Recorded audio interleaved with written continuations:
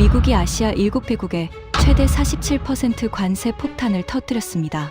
전 세계가 패닉에 빠졌습니다. 그런데 단 한 나라만 웃고 있었습니다. 90일 만에 45개국이 그 나라에만 문을 열었습니다. 미국조차 그 나라의 관세만 먼저 낮춰줬습니다. 가장 충격받은 건 일본이었습니다. 한국 자리를 뺏겠다며 미국에 로비까지 했지만 결과는 정반대였습니다. 일본 외무성 35년 경력의 핵심 관료가 입을 열었습니다. 관세 전쟁의 진짜 승자는 처음부터 정해져 있었습니다. 그 충격적인 전말을 지금 공개합니다. 시작하기 전 구독과 좋아요, 그리고 대한민국 파이팅 댓글로 한국을 응원해주세요. 저는 모리타 케니치, 일본 외무성에서 35년간 아시아 외교를 담당했던 사람입니다. 아시아 대양주국 심의관까지 올라갔으니 일본 외교관 중에서도 아시아 문제에 관해서는 손꼽히는 전문가였다고 자부합니다. 그리고 오늘 제가 이 자리에서 고백하려는 것은 제 인생 최대의 착각, 그리고 그 착각이 일본이라는 나라를 어떤 나락으로 끌어내렸는지에 대한 이야기입니다. 솔직히 말하겠습니다. 관세 폭탄이 터졌을 때 저는 축배를 들고 싶었습니다. 그날 저녁 도쿄 카스미가세키의 외무성 청사 7층 제 사무실에서 백악관 기자회견 생중계를 지켜보고 있었습니다. 미국 대통령이 관세 목록을 읽어 내려가는 동안 제 심장은 기대감으로 점점 빨라졌습니다. 대한민국 25%. 그 순간 저도 모르게 주먹을 불끈 쥐었습니다. 책상 위에 놓인 찻잔이 살짝 흔들릴 정도였죠. 창밖으로 도쿄의 야경이 보였습니다. 도쿄 타워의 붉은 조명이 마치 승리의 횃불처럼 느껴졌습니다. 왜 기뻤냐고요? 간단합니다. 저는 이 관세 폭탄이 일본에게 30년 만에 찾아온 최대의 기회라고 확신했기 때문입니다. 지난 30년간 일본 외교관으로서 제가 가장 치욕스러웠던 것은 한국의 부상이었습니다. 삼성이 소니를 밀어냈고 현대가 도요타의 시장을 잠식했으며 K방산이라는 낯선 이름이 유럽과 중동에서 일본 방산을 밀어내기 시작했습니다. 제 아버지는 80년대 통산성에서 근무하셨습니다. 일본 경제가 세계를 호령하던 시절 아버지는 늘 이렇게 말씀하셨죠. 케니치, 일본 제조업은 영원하다. 어떤 나라도 우리를 따라올 수 없어. 아버지의 그 확신에 참 목소리가 제 뼛속까지 새겨져 있었습니다. 하지만 현실은 아버지의 예언을 처참하게 배신했습니다. 일본의 GDP 세계 순위는 3위에서 4위로 밀려났고 반도체 세계 시장 점유율은 50%에서 9%로 추락했습니다. 그 빈자리를 차지한 것은 대부분 한국이었습니다. 그래서 저는 이 관세 전쟁을 일본의 대역전 기회로 봤습니다. 한국이 미국 시장에서 쫓겨나면 그 엄청난 빈자리를 일본이 채울 수 있다. 이것이 제 계산이었고 제 확신이었습니다. 관세 발동 다음 날 아침, 저는 외무성 차관에게 긴급 보고서를 올렸습니다. 제목은 이랬습니다. 한국 약체화를 활용한 일본의 아시아 주도권 회복 전략. 14페이지짜리 보고서에 저는 한국 경제가 6개월 내에 심각한 타격을 받을 것이며 일본이 그 공백을 메우기 위해 즉시 미국과의 특별 통상 협정을 추진해야 한다고 역설했습니다. 차관의 반응은 뜨거웠습니다. 모리타 군, 역시 자네야. 이걸 당장 총리실에 올리겠네. 저는 속으로 쾌재를 불렀습니다. 30년을 기다려온 순간이 드디어 찾아온 것입니다. 보고서가 올라간 지 이틀 만에 총리 관저에서 연락이 왔습니다. 비공개 전략회의에 참석하라는 것이었습니다. 나가타초의 총리 관저 지하 회의실에는 외무성, 경제산업성, 재무성, 방위성의 핵심 간부 12명이 모여 있었습니다. 회의실 안에는 커피향과 긴장감이 뒤섞여 있었고 대형 스크린에는 아시아 각국의 관세율 비교표가 띄워져 있었습니다. 한국 25%, 대만 32%, 태국 36%, 베트남 46%. 하지만 일본은 24%였습니다. 한국보다 겨우 1% 낮을 뿐이었죠. 저는 이 1%의 차이조차 우리에게 유리하게 활용할 수 있다고 생각했습니다. 총리가 먼저 입을 열었습니다. 미국의 관세가 우리 경제에도 타격을 주겠지만 이 위기를 기회로 바꿔야 합니다. 구체적인 방안을 듣고 싶습니다. 제가 발언권을 얻었습니다. 총리님, 핵심은 한국입니다. 회의실의 시선이 일제히 저를 향했습니다. 저는 준비해온 자료를 스크린에 띄우며 설명을 이어갔습니다. 한국의 대미 수출 의존도는 16%입니다. 반도체, 자동차, 배터리, 이 세 품목이 대미 수출의 72%를 차지하고 있습니다.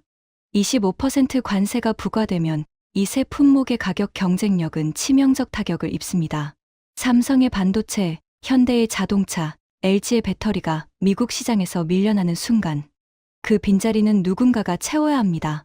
저는 잠시 말을 멈추고 회의실을 둘러봤습니다. 모든 사람의 눈이 기대감으로 반짝이고 있었습니다. 그 누군가가 바로 일본이어야 합니다. 경제산업성의 나카무라 국장이 고개를 끄덕이며 거들었습니다. 도요타와 혼다는 이미 미국 내 현지 생산 비중이 60%가 넘습니다. 관세 영향이 한국보다 훨씬 적죠. 반도체도 마찬가지입니다. 라피더스가 이나노 공정 양산을 준비하고 있으니 삼성의 빈자리를 노릴 수 있습니다. 회의실 분위기가 달아올랐습니다. 하지만 이때 한 사람이 차가운 목소리로 끼어들었습니다. 그런 낙관적인 시나리오는 한국을 너무 얕잡아 보는 겁니다. 모두의 고개가 돌아갔습니다. 외무성 아시아 대양주국에서 한국을 담당하는 요시다 과장이었습니다. 그녀는 한국에서 4년간 근무한 경험이 있었고 평소에도 한국에 대해 균형 잡힌 시각을 갖고 있었습니다. 한국 경제의 회복 탄력성을 과소평가하면 안 됩니다. IMF 외환위기 때도, 리먼 사태 때도, 코로나 때도 한국은 가장 빠르게 회복한 나라였습니다. 관세 25%로 그 나라가 무너질 거라는 건 너무 안이한 판단입니다. 저는 그녀의 발언을 가볍게 잘랐습니다. 요시다 과장, 감정을 배제하고 숫자만 보십시오. 한국의 대미 수출 규모 1180억 달러의 25%가 부과되면 최소 295억 달러의 추가 비용이 발생합니다. 이건 한국 GDP의 1.7%에 해당하는 금액이에요. 어떤 나라도 이 충격을 버텨낼 수 없습니다. 요시다 과장은 입술을 꾹 다물었습니다. 하지만 그녀의 눈빛에는 납득하지 못하겠다는 기색이 뚜렷했습니다. 당시 저는 그녀의 우려를 한국 근무 경험에서 오는 감상적인 편향이라고 치부했습니다. 얼마나 어리석은 판단이었는지 그때는 전혀 알지 못했습니다. 회의는 3시간 넘게 이어졌고 결론은 제 보고서를 기반으로 한 3단계 전략이었습니다. 1단계, 미국의 특사를 파견하여 일본을 관세 예외국으로 지정받는 특별협정을 추진한다. 2단계, 한국이 밀려난 미국 시장의 빈자리를 일본 기업들이 즉시 차지할 수 있도록 수출 지원금 8천억 엔을 편성한다. 3단계, 동남아시아와 유럽에서 한국 기업이 약해진 틈을 타 일본 기업의 시장 점유율을 확대한다. 총리는 고개를 크게 끄덕이며 말했습니다. 좋습니다. 모리타 심의관이 워싱턴 특사 업무를 총괄하십시오. 일본의 미래가 걸린 일입니다. 저는 깊이 고개를 숙였습니다. 35년 외교관 인생 최대의 임무가 시작되는 순간이었습니다. 워싱턴 출발을 이틀 앞둔 날, 제 사무실로 한 남자가 찾아왔습니다. 쿠로다 히데키, 외무성 아시아 대양주국장으로 제 직속 상관이자 일본 외교부에서 가장 악명 높은 인물이었습니다. 그는 문을 열고 들어서는 순간부터 불쾌한 기운을 풍겼습니다. 입꼬리가 비뚤어진 채 올라가 있었고 눈빛에는 항상 남을 깔보는 듯한 냉소가 서려 있었습니다. 그의 책상 서랍에는 한국 관련 부정적 정보만 모아놓은 파일이 2 상자나 있다는 소문이 외무성 안에 파다했습니다. 모리타, 워싱턴에 가기 전에 이것 좀 봐. 그가 내민 것은 검은 바인더였습니다. 표지에는 한국 리스크 보고서 극비라고 적혀 있었습니다. 펼쳐보는 순간 제 눈이 커졌습니다. 그것은 한국 경제의 취약점만을 골라 모은 82페이지짜리 문서였습니다. 한국 가계 부채 비율, 부동산 버블 위험, 출산율 하락, 정치적 불안정성까지 모든 부정적 지표가 그래프와 함께 정교하게 정리되어 있었습니다. 이걸 미국 측에 전달해. 한국이 얼마나 불안정한 파트너인지 숫자로 보여주는 거야. 쿠로다는 제 책상에 털썩 앉으며 다리를 꼬았습니다. 그의 구두에서 왁스 냄새가 코를 찔렀습니다. 미국 놈들은 숫자에 약해. 한국이 조만간 경제 위기에 빠질 수밖에 없다는 걸 데이터로 보여주면 미국은 자연스럽게 일본을 선택할 수밖에 없거든. 저는 바인더를 넘기며 물었습니다. 이 자료는 어디서 나온 겁니까? 쿠로다는 코웃음을 쳤습니다. 내가 3년 동안 준비한 거야. 한국이라는 나라가 얼마나 허약한 모래성 위에 서 있는지 세계에 알려줄 때가 됐어. 그는 자리에서 일어나 창가로 걸어갔습니다. 카스미가 세키 거리에 빗방울이 떨어지기 시작했습니다. 모리타, 솔직히 말할게. 나는 한국이라는 나라가 과대평가되어 있다고 30년간 주장해왔어. 그의 목소리에는 증오에 가까운 집념이 묻어났습니다. 삼성, 미국 기술 백기기의 달인이지.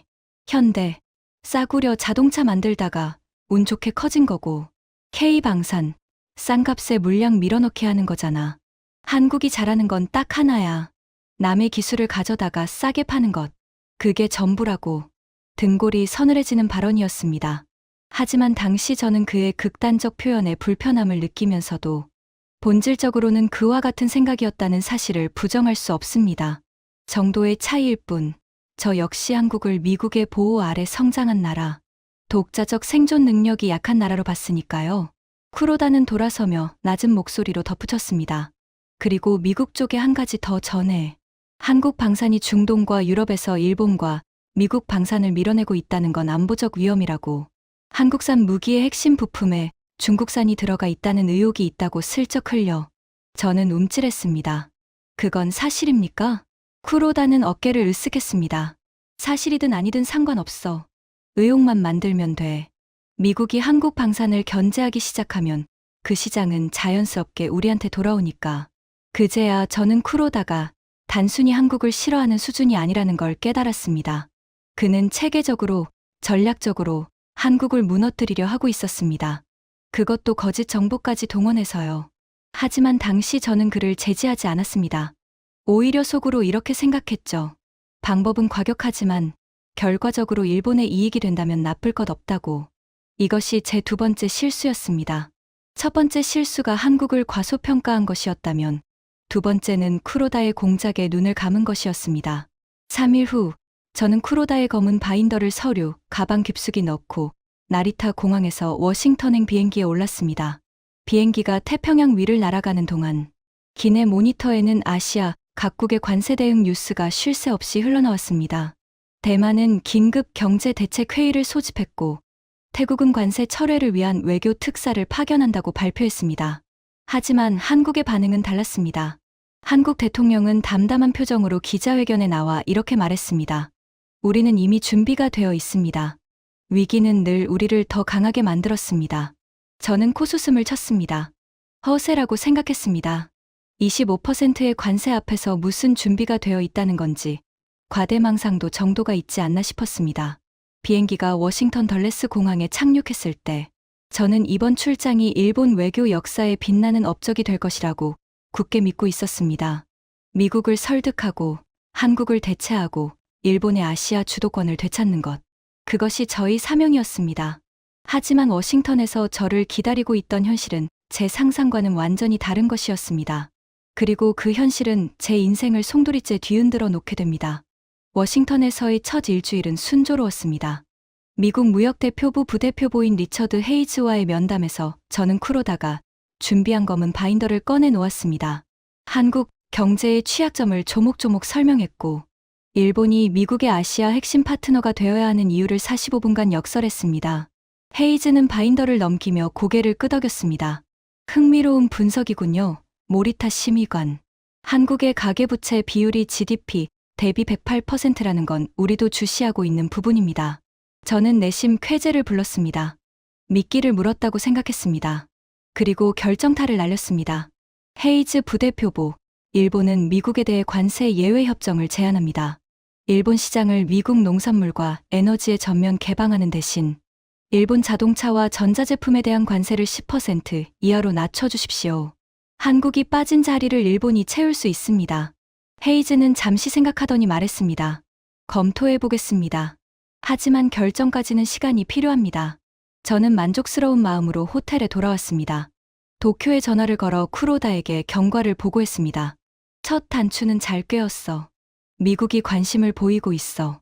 쿠로다의 목소리에는 흥분이 묻어났습니다. 잘했어, 모리타. 이번 주 안에 한국 방산 관련 자료도 보낼 테니까 슬쩍 흘려놔. 저는 그렇게 하겠다고 대답했습니다. 그때까지만 해도 모든 것이 계획대로 돌아가고 있었습니다. 하지만 관세 발동 후 한 달이 지나자 이상한 조짐이 나타나기 시작했습니다. 워싱턴 주재 일본 대사관에서 매일 아침 받아보는 경제 브리핑에 이해할 수 없는 숫자들이 등장한 것입니다. 한국의 수출 지표가 기대한 것처럼 추락하지 않고 있었습니다. 관세 발동 첫 달, 한국의 대미 수출은 예상대로 18% 감소했습니다. 하지만 전체 수출 총액은 고작 3.2%밖에 줄지 않았습니다. 이게 무슨 숫자야? 저는 브리핑을 준비한 대사관 경제 담당에게 되물었습니다. 그는 난처한 표정으로 대답했습니다. 모리타 심의관님, 한국이 대미 수출이 줄어든 만큼 다른 시장에서 수출을 늘린 것으로 보입니다. 특히 EU, 동남아, 중동으로의 수출이 급증했습니다. 심장이 살짝 서늘해졌습니다. 하지만 저는 이내 고개를 저었습니다. 일시적인 현상일 거야. 관세의 진짜 충격은 23개월 뒤에 온다. 한국이 그때까지 버틸 리 없어. 저는 스스로를 그렇게 안심시켰습니다. 2달째가 되자 불안감은 더 커졌습니다. 한국의 대미 수출 감소분은 28%까지 벌어졌지만 전체 수출 총액은 오히려 전년 대비 1.2% 증가했습니다. 감소한 것이 아니라 늘어난 것입니다. 이건 말이 안 돼. 저는 대사관 회의실에서 자료를 몇 번이고 다시 들여다봤습니다. 손끝이 미세하게 떨리고 있었습니다. 삼성은 베트남과 인도의 생산 거점을 풀가동하여 미국 관세를 우회하는 공급망을 불과 6주 만에 구축했습니다. 현대차는 조지아 공장의 생산 라인을 24시간 체제로 전환하며 미국 현지 생산 비중을 끌어올렸습니다. 그리고 가장 충격적이었던 것은 한국 중소기업들의 대응이었습니다. 관세 발동 45일 만에 한국 중소기업 수출 컨소시엄이 결성되었고, 이들은 EU와 중동 시장에서 공동 마케팅을 펼치며 미국에서 빠진 물량을 대체하기 시작했습니다. 도쿄에서는 쿠로다가 전화로 소리를 질렀습니다. 모리타, 도대체 어떻게 된 거야? 한국이 왜 안 무너져? 내 보고서에는 6주 만에 한국 경제가 흔들리기 시작한다고 분석했는데 숫자가 정반대잖아. 저는 최대한 침착하게 대답했습니다. 일시적인 반등입니다. 곧 한계가 올 겁니다. 하지만 전화를 끊고 혼자 남은 호텔 방에서 제 손은 떨리고 있었습니다. 창밖으로 워싱턴의 벚꽃이 바람에 흩날리는 게 보였는데 그것이 마치 제 계획의 꽃잎이 떨어져 나가는 것처럼 느껴졌습니다. 세 번째 달. 한국의 경제 지표는 제 예측을 완전히 배신했습니다. 한국의 월간 수출 총액이 사상 최고치를 경신한 것입니다. 뉴스를 보는 순간 저는 의자 등받이에 머리를 기대고 천장을 올려다볼 수밖에 없었습니다. 속이 뒤집히는 것 같았습니다.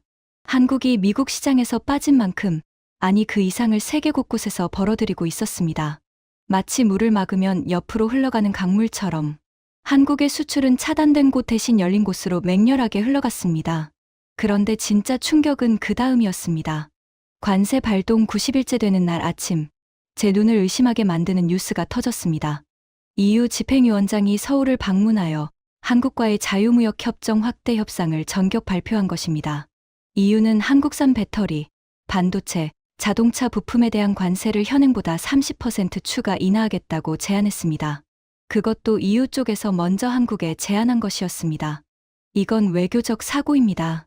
도쿄에서 쿠로다가 기자회견까지 열려고 했다는 소식을 들었습니다. 다행히 차관이 막았지만 쿠로다의 분노는 하늘을 찌를 듯했습니다. 하지만 EU는 시작에 불과했습니다. 다음 주 사우디아라비아가 한국과 280억 달러 규모의 인프라 패키지 계약을 체결했습니다. 원자력 발전소 2기, 스마트시티 프로젝트, 방산협력까지 포함된 역대급 계약이었습니다. 사우디 투자부 장관은 기자회견에서 이렇게 말했습니다. 한국은 말만 하는 나라가 아니라 실제로 만들어내는 나라입니다. 우리는 결과를 만들어내는 파트너가 필요합니다. 그 발언은 일본 외교부를 직격했습니다. 불과 3개월 전, 일본도 사우디와 같은 규모의 인프라 계약을 추진하고 있었기 때문입니다. 사우디 측은 일본과의 협상을 사실상 중단하고 한국을 선택한 것이었습니다.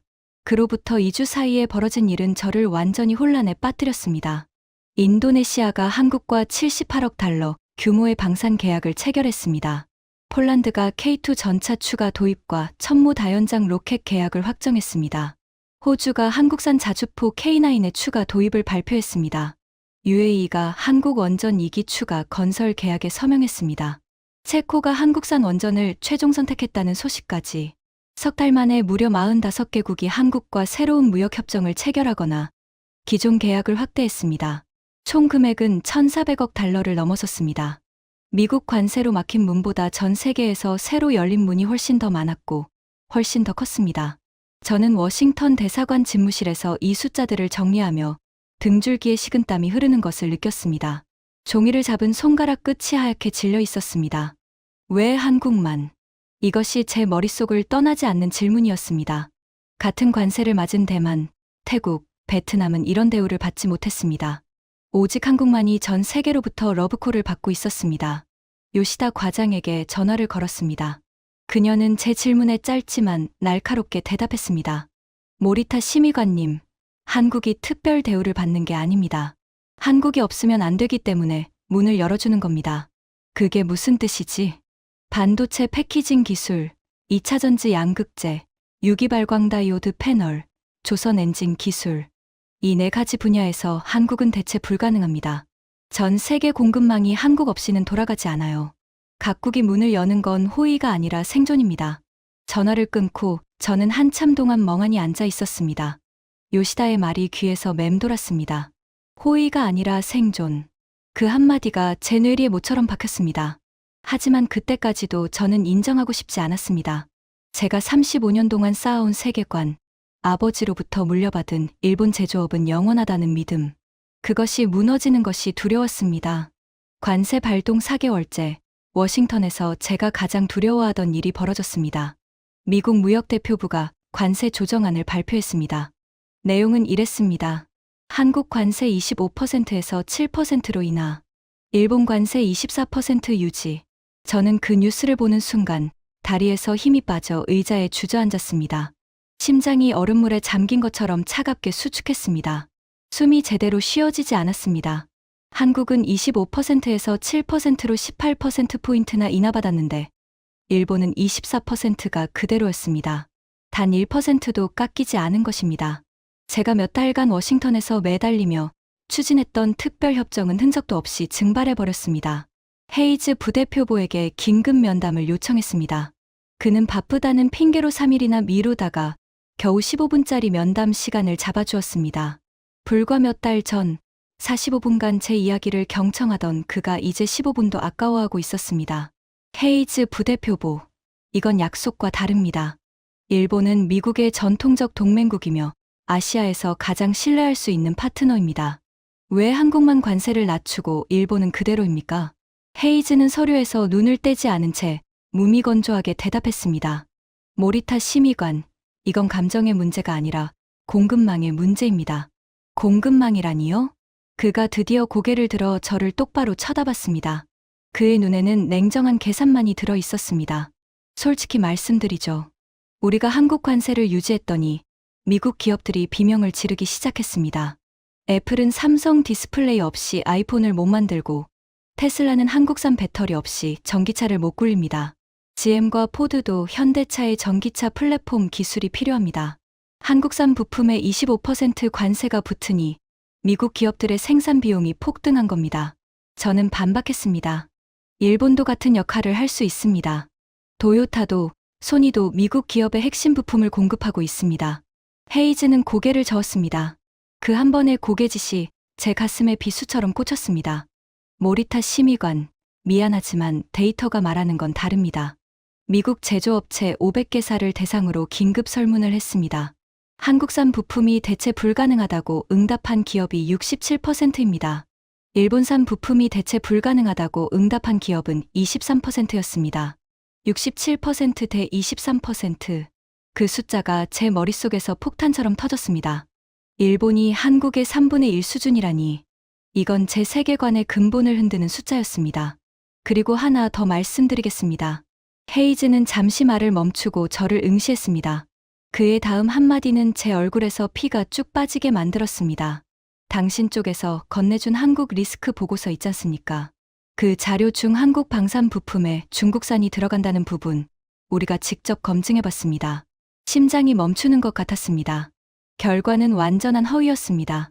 한국 방산의 국산화율은 핵심 부품 기준 82%로 오히려 일본보다 높았습니다. 모리타 심의관, 우리는 동맹국에게 거짓 정보를 제공받는 것을 매우 심각하게 봅니다. 제 얼굴이 새빨갛게 달아올랐습니다. 쿠로다의 그 검은 바인더, 그것이 부메랑이 되어 돌아온 것입니다. 저는 입술을 깨물며 겨우 한마디를 뱉었습니다. 그건 저희 확인 부족이었습니다. 진심으로 사과드립니다. 헤이즈는 시계를 흘끗 보며 자리에서 일어났습니다. 모리타 심의관, 15분이 다 됐습니다. 마지막으로 한 가지만 분명히 해두죠. 미국은 공급망 안보를 기준으로 판단합니다. 감정이나 전통적 우방이라는 수사로는 더 이상 우리를 움직일 수 없습니다. 회의실 문이 닫히고 저는 텅 빈 복도에 혼자 서 있었습니다. 다리가 후들거려 벽에 기대야 했습니다. 형광등 불빛이 유난히 차갑게 느껴졌습니다. 그날 밤 호텔 방에서 저는 도쿄에 전화를 걸지 못했습니다. 쿠로다에게 이 사실을 어떻게 말해야 할지 도저히 입이 열리지 않았습니다. 샤워기 아래서 한참 동안 서 있었습니다. 뜨거운 물이 얼굴을 타고 흘러내렸지만 속은 얼음처럼 차가웠습니다. 미국이 일본이 아니라 한국을 선택했다. 이것은 단순히 관세율의 문제가 아니었습니다. 미국이라는 나라가 세계 최강대국이 공식적으로 한국이 일본보다 더 중요한 경제 파트너라고 선언한 것이나 다름없었습니다. 미국의 관세 조정 이후 사태는 걷잡을 수 없이 악화되었습니다. 하지만 무너진 것은 한국이 아니라 일본이었습니다. 한국만 관세를 대폭 낮춰받았다는 소식이 전해지자 도쿄 증시가 하루 만에 4.7% 폭락했습니다. 니케이 지수가 3,000포인트 넘게 빠진 것은 리먼 사태 이후 처음이었습니다. 일본 엔화는 달러당 162엔까지 추락하며 38년 만에 최저치를 기록했습니다. 하지만 증시 폭락은 시작에 불과했습니다. 진짜 재앙은 일본 제조업 현장에서 벌어졌습니다. 도쿄에서 긴급 귀국 지시를 받고 나리타 공항에 내리자마자 외무성으로 향했습니다. 회의실에는 경제산업성, 재무성 간부들이 이미 모여 있었고 분위기는 장례식장 같았습니다. 경제산업성 나카무라 국장의 보고가 시작되었습니다. 그의 목소리는 눈에 띄게 떨리고 있었습니다. 관세 차별화 이후 45일간의 피해 현황을 보고드리겠습니다. 스크린에 띄워진 그래프는 참담했습니다. 도요타입니다. 미국 현지 생산 비중이 높아 관세 직격은 피했지만 문제는 부품입니다. 도요타 미국 공장에서 사용하는 부품의 34%가 한국산입니다. 특히 하이브리드 차량의 핵심인 배터리셀, 자동차용 반도체, 경량 소재가 한국에서 옵니다. 한국은 관세가 7%로 낮아져 미국 내 가격 경쟁력이 폭등했는데 일본은 24%가 유지되어 도요타의 미국 내 판매 가격이 현대차보다 평균 4,200달러 높아졌습니다. 회의실에서 탄식이 터져 나왔습니다. 소니입니다. 소니의 이미지 센서 사업부는 매출의 28%를 삼성에 의존하고 있습니다. 삼성 스마트폰에 들어가는 이미지 센서죠. 그런데 삼성이 관세 인하로 미국 시장 가격을 공격적으로 낮추자 삼성형 물량이 급증하면서 소니 이미지 센서 생산 라인이 풀가동에 들어갔습니다. 언뜻 보면 좋은 소식 같지만 문제는 소니가 삼성 없이는 이미지 센서 매출의 3할을 잃는다는 구조적 종속이 더 심화되었다는 겁니다. 나카무라 국장이 화면을 넘겼습니다. 다음 슬라이드에는 일본 중소기업 현황이 떠 있었습니다. 가장 심각한 건 일본 소재 부품 기업들입니다. 무라타, TDK, 니토덴코 같은 전자부품 강소 기업들이요. 이들의 최대 고객이 어디인지 아십니까? 회의실이 침묵에 빠졌습니다. 삼성과 SK입니다. 일본 전자부품 수출의 41%가 한국으로 갑니다. 한국 기업이 관세 인하로 세계 시장에서 폭풍 성장하면 일본 부품 기업도 덩달아 바빠집니다. 하지만 반대로 만약 한국 기업이 일본 부품을 다른 나라 부품으로 대체하기 시작한다면 일본 소재 부품 산업은 괴멸적 타격을 입게 됩니다. 저는 그제야 소름이 끼치도록 명확하게 깨달았습니다. 일본 경제는 한국 경제와 적이 아니라 사슬로 연결된 공동운명체였던 것입니다. 한국을 무너뜨리려 한 우리의 시도는 결국 자기 발등을 도끼로 찍는 행위였습니다. 나카무라 국장의 마지막 보고가 떨어졌습니다. 올해 일본 GDP 성장률 전망치를 하향 조정했습니다. 당초 1.1%에서 마이너스 0.3%로 일본 경제가 경기 침체에 진입할 가능성이 매우 높습니다. 회의실이 무덤처럼 조용해졌습니다. 재무성 간부 한 명이 탁자를 주먹으로 내리쳤습니다. 둔탁한 소리가 정적을 갈랐습니다. 바로 그때 회의실 문이 벌컥 열리며 쿠로다가 들어왔습니다. 그의 얼굴은 분노로 일그러져 있었습니다. 이게 다 한국 때문이야. 그는 고함을 질렀습니다. 회의실 전체가 움찔했습니다. 한국이 미국의 뒤에서 무슨 로비를 했는지 모르지만 우리가 당한 거라고. 한국이 더러운 수를 쓴 게 분명해. 우리는 더 강하게 나가야 합니다. 한국산 소재 수입을 규제하고 한국 기업에 대한 기술 이전을 전면 중단해야 합니다. 제 옆에 앉아있던 요시다 과장이 조용히 입을 열었습니다. 쿠로다 국장님, 한국산 소재 수입을 규제하면 일본 기업이 먼저 멈춥니다. 삼성 디스플레이에 들어가는 일본산 유리 기판, SK하이닉스에 납품하는 일본산 포토레지스트, 이게 전부 양방향입니다. 한국을 규제하면 우리도 같이 죽습니다. 쿠로다가 요시다를 노려봤습니다. 그의 눈에서 냉기가 뿜어져 나왔습니다. 요시다, 넌 어느 나라 사람이야? 한국 편을 드는 거야? 회의실 공기가 얼어붙었습니다. 요시다는 고개를 숙이지 않았습니다. 오히려 등을 곧게 세우며 또박또박 대답했습니다. 저는 일본을 위해 말하는 겁니다. 감정으로 대응하면 피해는 일본 국민이 봅니다. 쿠로다는 코웃음을 치며 자리에 앉았습니다. 하지만 그의 손이 미세하게 떨리고 있는 것을 저는 놓치지 않았습니다. 자신의 전략이 무너지고 있다는 것을 쿠로다 본인도 느끼고 있었던 것입니다. 그날 회의가 끝난 후 저는 사무실에 홀로 남아 창밖을 바라봤습니다. 카스미가세키 거리에 저녁 안개가 내려앉고 있었습니다. 가로등 불빛이 안개에 번져 흐릿하게 보였습니다. 마치 제 앞길처럼. 제가 설계한 전략은 완전히 실패했습니다. 한국은 무너지지 않았고 미국은 일본이 아니라 한국을 선택했으며 일본 경제는 오히려 역풍을 맞아 쓰러지고 있었습니다. 그때 제 휴대폰에 메시지가 하나 떠올랐습니다. 총리 관저의 비서실장이었습니다. 모리타 심의관, 총리님께서 내일 아침 긴급 면담을 요청하셨습니다. 한국과의 관계 수복 방안을 준비해 주십시오. 한국과의 관계 수복. 제 손가락이 멈췄습니다. 불과 4개월 전 한국을 짓밟으려 했던 바로 그 총리가 이제는 한국과의 관계를 되살려야 한다고 말하고 있었습니다. 총리의 지시는 명확했습니다. 모리타, 한국에 가서 경제협력 채널을 열어와. 어떤 형태든 좋으니 한국과의 관계를 복원할 실마리를 찾아야 해. 저는 비공식 특사 자격으로 서울행 비행기에 올랐습니다. 불과 4개월 전 한국을 무너뜨리겠다며 워싱턴으로 날아갔던 바로 그 사람이 이제는 한국에 도움을 구하러 가는 신세가 된 것입니다. 인천국제공항에 도착한 순간부터 충격의 연속이었습니다. 입국장을 빠져나오며 주변을 둘러봤습니다. 나리타 공항과는 차원이 다른 시설이었습니다. 자동화된 수화물 시스템, 실시간 다국어 안내 디스플레이, 로봇이 안내하는 환승 구역, 모든 것이 깔끔하고 효율적이었습니다. 공항 곳곳에서 외국인 관광객들이 감탄하며 사진을 찍고 있었습니다. 이게 관세 폭탄을 맞은 나라의 공항이란 말인가? 속으로 중얼거렸습니다. 공항 면세점에는 전 세계 관광객들이 한국산 화장품과 전자제품을 사느라 줄을 서 있었습니다. 활기가 넘쳤습니다. 위기의 그림자 따위는 눈곱만큼도 보이지 않았습니다. 서울로 향하는 차 안에서 창밖으로 보이는 풍경은 더 놀라웠습니다. 고속도로 양쪽으로 삼성, 현대, LG, SK의 거대한 연구소와 공장들이 줄지어 서 있었습니다. 크레인들이 쉬지 않고 움직이며 새 건물을 올리고 있었고 물류 트럭들이 바쁘게 오갔습니다. 관세 전쟁 따위는 없었다는 듯이 한국의 산업 심장은 힘차게 뛰고 있었습니다. 서울 시내에 들어서자 더욱 압도되었습니다. 강남 일대의 초고층 빌딩 숲, 최첨단 지하철 시스템, 거리마다 넘치는 활력.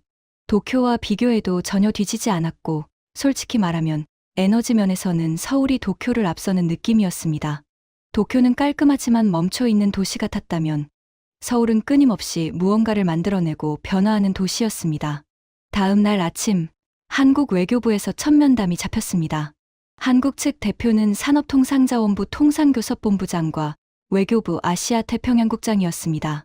저는 최대한 자세를 낮추고 들어갔습니다. 한국 측 통상교섭본부장은 차분하지만 단호한 어조로 말했습니다. 모리타 심의관님, 솔직히 놀랐습니다. 일본이 이렇게 빨리 찾아올 줄은 몰랐습니다. 그의 눈빛에는 냉담함과 함께 약간의 연민 같은 것이 섞여 있었습니다. 그 연민이 오히려 더 아팠습니다.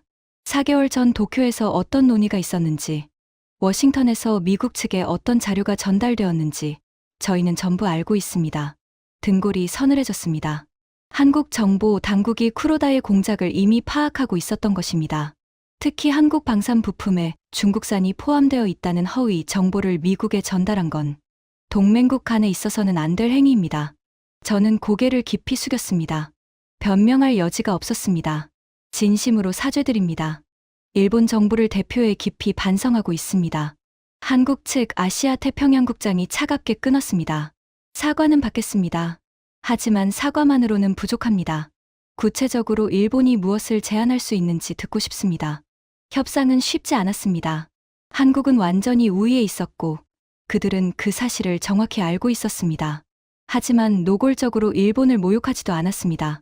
그들의 태도는 냉정하되 품위가 있었고 그것이 오히려 더 마음을 무겁게 했습니다. 협상 일정 중간에 한국 측이 산업시설 방문을 제안했습니다. 모리타 심의관님, 한국의 실력을 직접 보시면 협상에도 도움이 될 겁니다. 첫 방문지는 경기도의 한방산 기업이었습니다. K9 자주포 생산 라인을 직접 볼 수 있었는데 그 규모와 자동화 수준에 입이 벌어졌습니다. 거대한 공장 안에서 로봇팔들이 정밀하게 움직이며 포탑을 조립하고 있었고 품질 검사는 AI 시스템이 실시간으로 수행하고 있었습니다.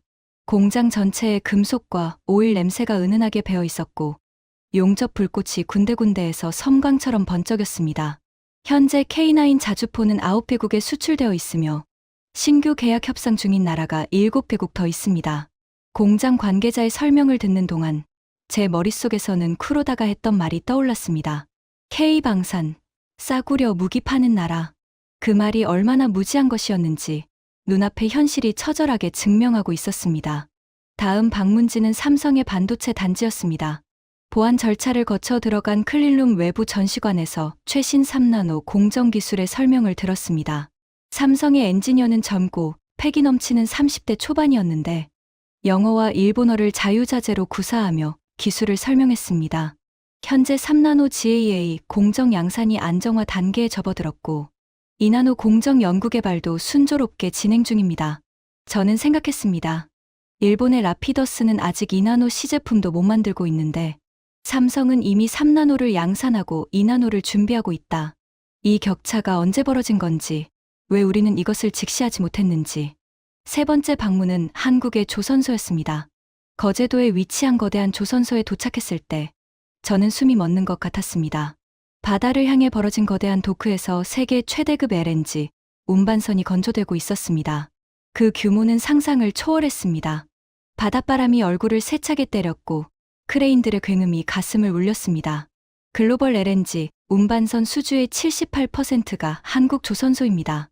일본과 중국을 합쳐도 저희 물량의 절반이 안 됩니다. 조선소 관계자의 설명에 저는 할 말을 잃었습니다. 30년 전만 해도 일본이 세계 조선업의 왕좌에 앉아 있었습니다. 아버지가 일본 제조업은 영원하다고 말하던 그 시절. 일본 조선소들은 세계 수주량의 절반을 차지하고 있었습니다. 하지만 지금 이 자리에 서서 한국 조선소의 위용을 바라보니 아버지의 말씀은 그저 아름다운 환상이었다는 것을 인정할 수밖에 없었습니다. 그날 저녁 호텔 방에서 거제도에서 찍은 조선소 사진을 다시 들여다봤습니다. 그리고 제 아버지를 떠올렸습니다. 아버지가 돌아가시기 전 마지막으로 하신 말씀이 떠올랐습니다. 케니치, 일본이 멈추는 날이 온다면 그건 기술이 뒤처져서가 아니라 변화를 두려워했기 때문일 거야. 아버지는 마지막 순간에 자신의 신념을 수정하셨던 것입니다. 하지만 아들인 저는 그 마지막 유언을 30년간 무시해왔습니다. 그리고 지금 한국이라는 나라가 아버지의 마지막 말씀이 얼마나 정확했는지를 눈앞에서 증명하고 있었습니다. 눈가에 뜨거운 것이 차올랐습니다. 그것이 아버지에 대한 그리움인지, 자신의 어리석음에 대한 분노인지, 한국이라는 나라에 대한 경외인지, 아마 그 모든 것이 뒤섞인 눈물이었을 겁니다. 호텔 창문 너머로 서울의 야경이 보였습니다. 한강을 따라 불빛이 보석처럼 반짝이고 있었고, 그 위로 63빌딩과 여의도의 초고층 건물들이 하늘을 찌르고 있었습니다. 이 나라는 살아 있었습니다. 관세 전쟁 따위로 꺾이지 않는 강철 같은 심장을 가진 나라. 그리고 저는 결심했습니다.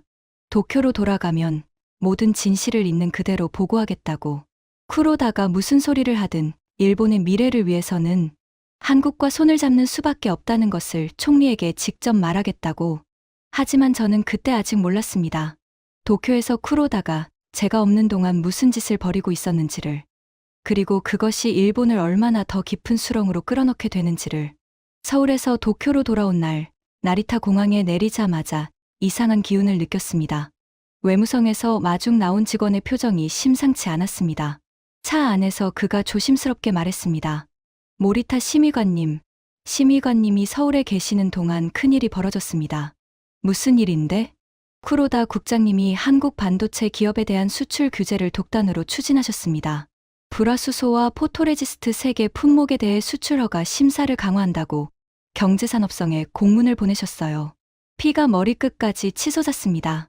제가 서울에서 관계 복원을 위해 고개를 숙이고 있는 동안 쿠로다는 뒤에서 한국을 다시 공격한 것입니다. 그래서 어떻게 됐어? 직원의 목소리가 더 낮아졌습니다. 한국 정부가 즉각 보복 조치를 발표했습니다. 일본산 수산물 수입 검역 강화, 일본 여행 자제 권고, 그리고 일본산 소재 부품을 국산이나 제3국 제품으로 전면 대체하는 탈일본 가속화 정책을 공식 선언했습니다. 차창 밖으로 도쿄의 거리가 지나가고 있었지만 아무것도 눈에 들어오지 않았습니다. 주먹을 불끈 쥐었다 폈습니다. 손바닥에 손톱 자국이 팠습니다. 외무성에 도착하자마자 쿠로다의 사무실로 직행했습니다. 문을 열고 들어서니 그는 평소처럼 다리를 꼬고 앉아 서류를 넘기고 있었습니다.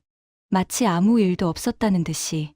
쿠로다 국장, 이게 무슨 짓입니까? 제 목소리가 복도까지 울렸습니다.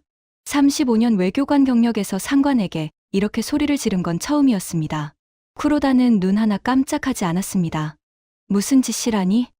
나는 일본의 이익을 지킨 것뿐이야. 내가 서울에서 굽신거리는 동안 누군가는 일본의 자존심을 세워야 했거든. 자존심이라고요? 당신 때문에 제가 서울에서 쌓은 모든 것이 물거품이 됐습니다. 한국 정부가 탈일본 정책을 공식 선언했어요. 이게 무슨 결과를 가져올지 아십니까? 쿠로다가 자리에서 일어섰습니다. 그의 얼굴이 일그러졌습니다. 그따위 나라가 뭘 할 수 있다는 거야? 한국이 일본 소재 없이 반도체를 만들 수 있을 것 같아? 불화수소 하나 못 만드는 나라가. 저는 이를 악물었습니다. 5년 전에는 못 만들었을 겁니다. 하지만 지금은 다릅니다. 한국은 이미 고순도 불화수소 국산화에 성공했고 포토레지스트도 국산화율이 68%까지 올라왔습니다. 당신이 촉발한 이번 규제가 그 나머지 32%마저 국산화하는 결정적 계기가 될 겁니다. 쿠로다의 눈이 흔들렸습니다. 하지만 그는 인정하지 않았습니다. 허세야. 전부 허세라고. 그때 사무실 전화가 울렸습니다. 쿠로다가 받았습니다. 수화기 너머로 누군가의 긴박한 목소리가 새어나왔습니다. 쿠로다의 얼굴이 순식간에 하얗게 질렸습니다. 전화를 끄는 그의 입에서 떨리는 목소리가 흘러나왔습니다. 무라타 제작소가 삼성과의 장기 공급 계약을 해지당했어. 심장이 쿵 내려앉았습니다. 무라타 제작소는 일본 전자부품 산업의 상징이었습니다. 삼성의 적층 세라믹 콘덴서를 납품하는 것이 매출의 핵심이었는데 그 계약이 날아간 것입니다.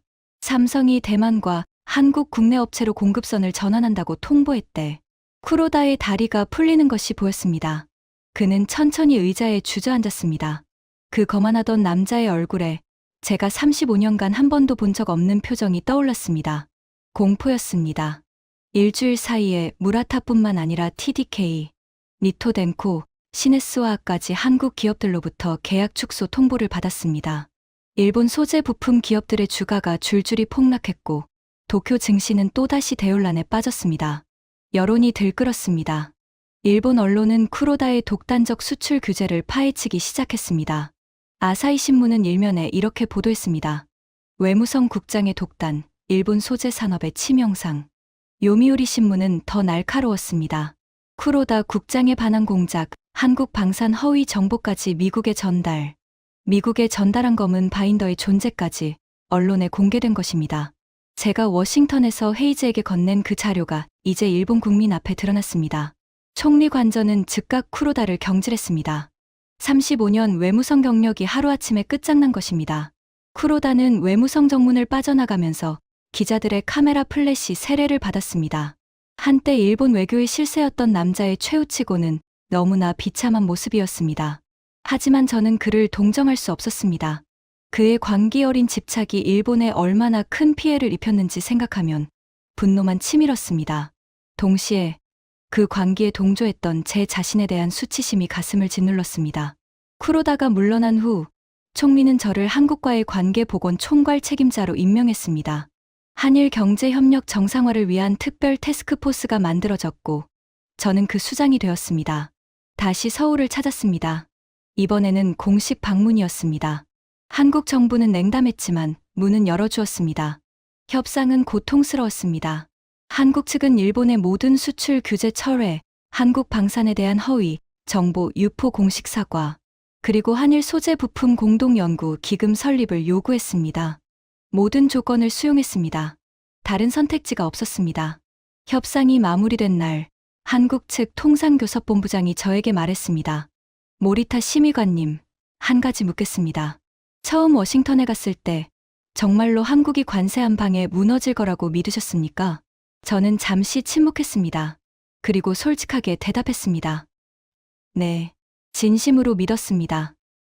왜요? 그 질문에 저는 오랫동안 답을 찾지 못했습니다. 회의실 천장의 형광등이 유난히 밝게 느껴졌습니다. 한참의 침묵 끝에 겨우 입을 열었습니다. 우리가 보고 싶은 것만 봤기 때문입니다. 한국의 약점만 골라서 들여다보고 한국의 강점은 의도적으로 무시했습니다. 그것이 편했으니까요. 한국이 강하다는 사실을 인정하는 순간 일본이 약해졌다는 것을 인정해야 하니까요. 통상교섭본부장은 가만히 저를 바라보더니 고개를 끄덕였습니다. 솔직한 말씀 감사합니다. 그 솔직함이 앞으로의 한일 관계에 가장 중요한 토대가 될 겁니다. 도쿄로 돌아온 후 저는 총리의 요청으로 일본 기자클럽에서 공개 강연을 했습니다. 300석 규모의 강연장이 빈자리 하나 없이 가득 찼습니다. 카메라 플래시가 쉴 새 없이 터졌고 주요 언론사가 전부 생중계를 내보냈습니다. 저는 준비한 원고를 내려놓고 마이크 앞에 섰습니다. 오늘 저는 일본 국민 여러분께 고백해야 할 것이 있습니다. 강연장이 조용해졌습니다. 저는 35년간 일본 외교관으로 일하며 한국을 과소평가했습니다. 한국의 경제를 미국에 의존하는 허약한 구조로 봤고 한국의 기술을 모방과 저가 전략으로 성장한 것이라고 폄하했습니다. 그리고 이번 관세 전쟁이 터졌을 때 한국이 쓰러지면 그 자리를 일본이 차지할 수 있다고 계산했습니다. 기자들의 펜이 빠르게 움직였습니다. 결과는 어떠했습니까? 한국은 쓰러지지 않았습니다. 오히려 45개국이 한국의 문을 열어주었고 미국은 일본이 아닌 한국의 관세를 먼저 낮춰주었습니다. 그리고 일본은 한국을 공격하려다 스스로 상처를 입었습니다. 강연장에 침묵이 내려앉았습니다. 저는 서울에서 직접 눈으로 확인했습니다. K9 자주포 생산 라인의 자동화 수준, 삼성 반도체의 3나노 공정 기술, 거제도 조선소에서 건조 중인 세계 최대급 LNG, 운반선. 한국이 관세 폭탄에도 끄떡없었던 이유는 운이 좋아서가 아닙니다. 대체 불가능한 기술과 공급망을 가지고 있기 때문입니다. 저는 물 한 모금을 마시고 말을 이었습니다. 목이 타는 것 같았습니다. 한국 경제의 회복 탄력성을 보면서 저는 제 아버지를 떠올렸습니다. 아버지는 80년대 통산성에서 근무하신 분입니다. 평생 일본 제조업은 영원하다고 믿으셨죠. 하지만 돌아가시기 직전 아버지는 이렇게 말씀하셨습니다.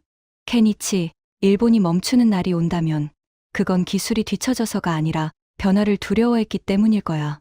목소리가 떨렸습니다. 눈시울이 뜨거워지는 것을 억누를 수 없었습니다. 아버지의 마지막 말씀을 저는 30년간 무시했습니다.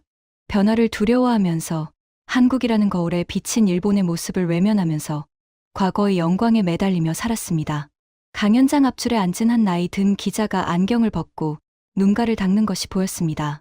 관세 전쟁에서 한국이 증명한 것은 단순히 경제적 강인함만이 아닙니다. 한국은 위기를 기회로 바꾸는 나라입니다. IMF 외환위기도, 리먼 사태도, 코로나도, 그리고 이번 관세 전쟁도 한국은 매번 쓰러질 뻔하면서 매번 더 강해져서 일어섰습니다. 이것은 한국인의 DNA에 새겨진 저력입니다. 그리고 우리 일본이 가장 배워야 할 점이기도 합니다. 저는 마지막으로 마이크를 꽉 잡고 말했습니다. 일본 국민 여러분, 한국은 우리의 적이 아닙니다. 한국은 우리가 함께 걸어야 할 동반자입니다. 한국을 적으로 만들려 했던 시간이 낭비였습니다. 한국과 손잡는 것이 일본의 미래를 여는 유일한 길입니다. 이 교훈을 우리 세대가 비싼 대가를 치르고 얻었다면 다음 세대는 같은 실수를 반복하지 않기를 간절히 바랍니다. 강연이 끝났을 때 강연장에서 박수가 터져 나왔습니다. 처음에는 성기던 박수가 점점 커져갔고 결국 300명 전원이 일어서서 박수를 보냈습니다. 제 눈에서 눈물이 흘러내렸습니다. 35년 외교관 인생에서 사람들 앞에서 눈물을 보인 것은 그때가 처음이었습니다. 그로부터 6개월 후 한일 경제협력 정상화 협정이 공식 체결되었습니다. 양국 소재 부품 공동 연구 기금 5천억 엔이 조성되었고 한일 첨단 기술 교류 플랫폼이 출범했습니다. 쿠로다가 꿈꾸던 적대적 경쟁이 아니라 상호 보완적 협력의 시대가 열린 것입니다. 미국은 이후 아시아 관세 정책을 전면 재검토하여 동맹국에 대한 관세를 대폭 완화했습니다. 관세 전쟁의 진짜 승자가 누구였는지 세계가 확인한 셈이었습니다. 45개국이 한국의 문을 열었고 미국이 한국의 관세를 먼저 낮추었으며 심지어 일본마저 한국에 손을 내밀었습니다. 관세 폭탄이라는 재앙 속에서 유일하게 더 강해진 나라, 그것이 대한민국이었습니다. 은퇴 후 저는 도쿄 외곽의 작은 집에 살며 회고록을 쓰고 있습니다. 서재벽에는 거제도 조선소에서 찍은 사진 한 장이 걸려 있습니다. 바다를 향해 건조 중인 거대한 LNG 운반선.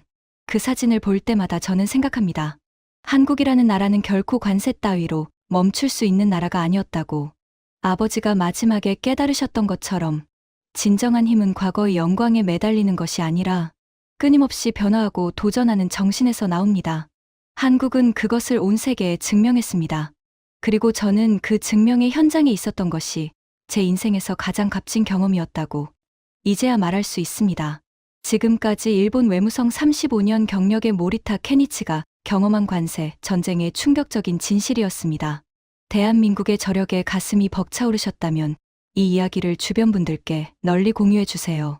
우리가 얼마나 대단한 나라에 살고 있는지 함께 나누고 싶습니다. 구독과 좋아요도 부탁드립니다. 지금까지 코리아 소울이었습니다. 감사합니다.